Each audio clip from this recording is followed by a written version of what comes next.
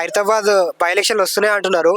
So ఒకవేళ Khairatabad by elections వస్తే BRS నిలబడి వేస్ట్ అని అంటున్నారు. దాని గురించి ఏమన్నారు? ఎందుకంటే జూబ్లీస్ బై ఎలక్షన్స్ చూసి కాంగ్రెస్ చేతిలో కారు తుక్కు అయింది అని అంటున్నారు. ఇప్పుడు ఖైరతాబాద్లో బై ఎలక్షన్లు వస్తే ఇప్పుడు వాళ్ళు అలా అంటున్నారు. దాని గురించి ఏమంటారు? కాంగ్రెస్ నాయకులకు ఒకటే చెప్తాను, మాట్లాడితే జుబ్లీల్స్ సిగ్గు పోతుంది, సిగ్గు మీది పోతుంది, మీకు అర్థమైతలేదు. ఓకే, అదే మచ్చట తీయకండి. మేము జూబ్లీల్స్ లో గెలిచే అర్హత మీకు ఉండేనా? జూబ్లీల్స్ లో మీరు గెలిచిందని అనుకుంటారా? జూబ్లీల్స్ లో మీరు గెలవలేరు. అన్ని దొంగ ఓట్లు మొత్తం గుంపు గుడి వచ్చి ఒక ఆడపిల్లని గెలవలేని సత్తా లేని మీరు వేస్ట్. మీరు ఆ మాట మాట్లాడడం.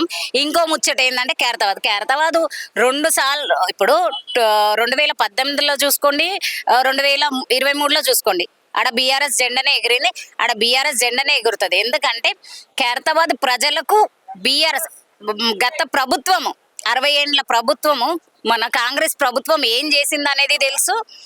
10 ఏండ్ల పరిపాలనల బాపు కేసీఆర్ గారు ఏ రకంగా ప్రజలని ఆదరించిండు, ప్రజలకు ప్రతి పథకం ఎట్లా అందజేసిండు, ఏ పథకం మీద ఇప్పుడు కళ్యాణ లక్ష్మి అని అంటే కళ్యాణ లక్ష్మి, ఇప్పుడు కళ్యాణం అంటే కళ్యాణ లక్ష్మి అని పేరు పెట్టిండని అదే పేరు పెట్టిండు. కానీ వీళ్ళేంది ఇప్పుడు అన్నపూర్ణ క్యాంటీన్ తీసేసి ఇంద్రమ్మ క్యాంటీన్ అని పెట్టారు. అసొంటి చరిత్ర మాది కాదు.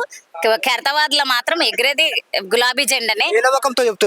100% నాన్న. ఇప్పుడు ఇక్కడ వీళ్ళు చేసిన అరాచకము, జూబ్లీహిల్స్ లో చేసిన అరాచకం, ఇప్పుడు ఎవరైతే ఎమ్మెల్యే ఉండో ఆ ఎమ్మెల్యేకి కూడా బాగా తెలుసు.